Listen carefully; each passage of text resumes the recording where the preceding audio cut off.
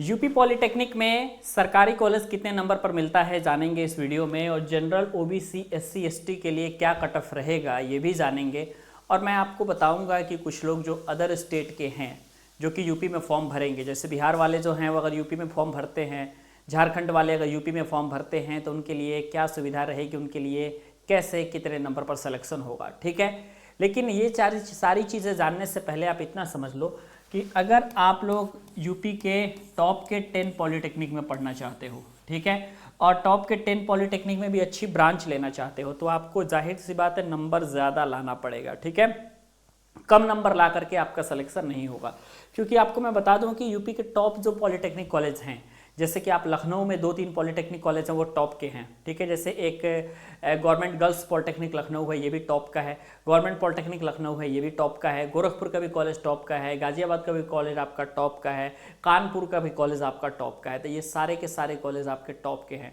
तो टॉप के polytechnic college में पढ़ना चाहते हो तो उसके लिए कितना नंबर लाना पड़ेगा। और अगर आप सामान्य रूप से जितने आपके गवर्नमेंट कॉलेज हैं, जो कि जनरल आपके सारे गवर्नमेंट कॉलेज है, चूँकि संख्या ज़्यादा है, 150 के आसपास है, आपको तो पता है, जो लोग फॉलो करते होंगे पांडे जी टेक्निकल चैनल को उन्हें पता होगा। तो अगर आप सामान्य बात करोगे तो आपका लगभग 149 राजकीय पॉलिटेक्निक कॉलेज हैं पूरे यूपी में, और 149 पॉलिटेक्निक कॉलेजों में हर कॉलेजों में ब्रांच में स्पेसिफिक ब्रांच में 120 सीटें हैं। ठीक है, कई सारी जगहों पे सीटें बढ़ जाती हैं, कई सारी जगहों पे सीटें कुछ कम कर दी जाती है, डिपेंड करता है पिछली साल में एडमिशन कितना हुआ है। ठीक है, लेकिन वो तो अलग बात है। लेकिन जो ज़्यादा इम्पॉर्टेंट बात ये है कि आप लोगों में से कितने लोगों को ये पता है कि यूपी में सरकारी पॉलिटेक्निक कॉलेज का कट ऑफ कितना जाता है। ठीक है, आइए बात करते हैं। अगर आप टॉप के 10 पॉलिटेक्निक कॉलेज में पढ़ना चाहते हो और अगर आप स्टूडेंट हो जनरल कैटेगरी के, तो आपके लिए कितना लाना पड़ेगा।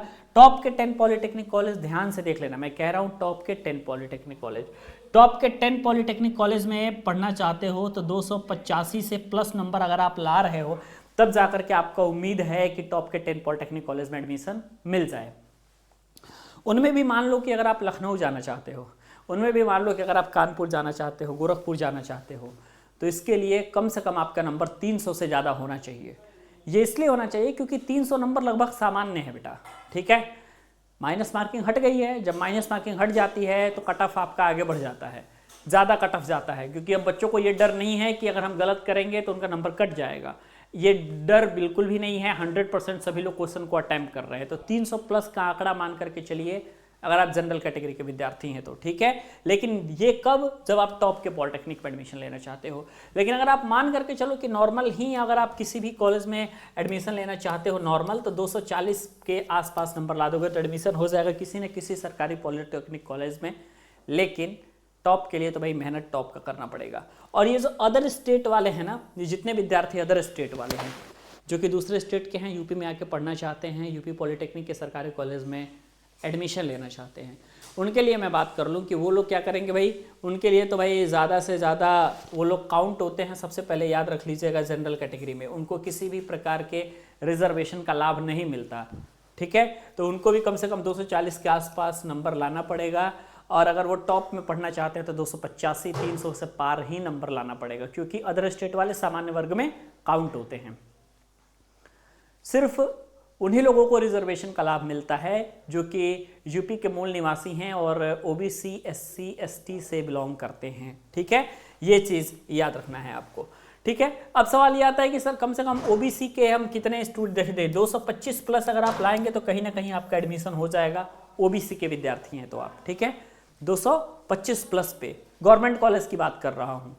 ब्रांच आपको पता है, सिविल है, इलेक्ट्रिकल है, मैकेनिकल है, सीएस है, आईटी है, इलेक्ट्रॉनिक्स है, टेलीकम्युनिकेशन है, केमिकल है, इंस्ट्रूमेंटेशन है, ये सारी चीज़ें हैं। ठीक है, लेकिन ये लोग भी अगर टॉप के कॉलेज में एडमिशन लेना चाहते हैं तो कम से कम इनके लिए, यानी कि ओबीसी वालों के लिए जो टारगेट है वो इनका 270 तक का होना चाहिए, तब जाकर के 270 प्लस पे ही टॉप के पॉलिटेक्निक कॉलेज में ओबीसी को सीटें मिलेंगी।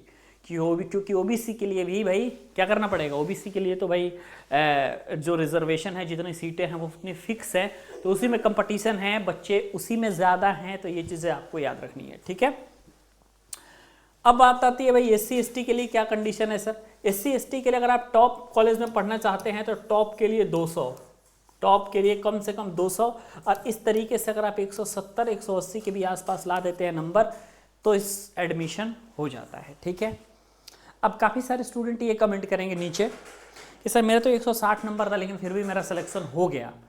तो अगर आपका भी 160 नंबर था, सिलेक्शन हो गया तो कोई दिक्कत की बात नहीं, अच्छी बात है, सिलेक्शन हो गया। कई बार ये होता है ना कि काउंसलिंग आप कैसे करा रहे हो, किस तरीके से करा रहे हो, इस बात पे भी निर्भर करता है कि आपका एडमिशन होगा कि नहीं होगा। ठीक है, अगर किसी ने अच्छे तरीके से काउंसलिंग कराई तो उसे 160 नंबर पे भी कॉलेज मिल गया, और किसी की काउंसलिंग कराने का तरीका अच्छा नहीं रहा तो उनके लिए 170 नंबर पे भी कॉलेज नहीं मिला, 200 पे भी कॉलेज नहीं मिला। लेकिन इसलिए मैं कहता हूँ पांडे जी टेक्निकल चैनल को सब्सक्राइब करिए, पांडे जी टेक्निकल चैनल को फॉलो करिए, तभी जाकर के आपको अच्छे चीज़ें मिल पाएंगी। ठीक है, समझ गए आप, ये अच्छी चीज़ें तभी मिल पाएंगी भाई जब पांडे जी टेक्निकल चैनल के साथ आप जुड़े रहोगे। ठीक है, समझ में आ गया आपको, तो जुड़ना आपके लिए भाई सबसे ज़्यादा ज़रूरी है। तो बाय बाय, टेक केयर, मिलते हैं आपसे नेक्स्ट वीडियो में।